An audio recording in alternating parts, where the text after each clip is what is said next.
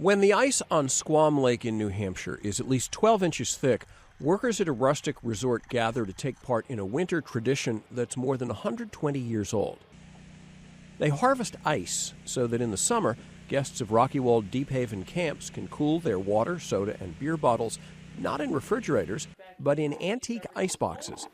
Over on this side right here is where people can put their beverages. It's one of only a handful of places in the country practicing the ritual for commercial purposes.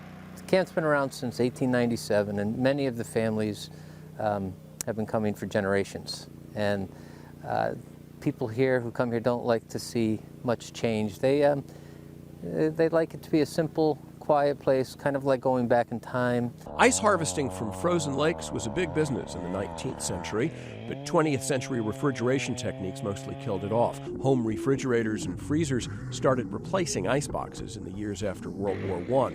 But at this resort, staffers and volunteers can harvest 200 tons of ice over several days in a typical winter. They load it into storage facilities until guests arrive for the summer season.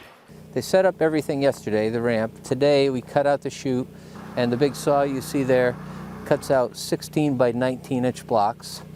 That it doesn't cut all the way through. We leave about an inch, inch and a half. So when we're ready to take the blocks out, we just pry them apart gently and then float the blocks down this channel to the bottom of the ramp, where I usually am the hooker. You grab this hook, you grab 5 blocks of ice at a time, and a winch helps me push the 5 blocks up, slides on the top of the ramp and into the back of the truck.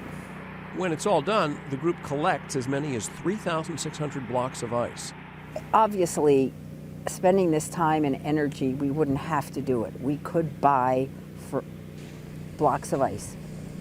But there's something about the pride, I think, that this place has in still being the place that still maintains that culture, that tradition. It's tradition.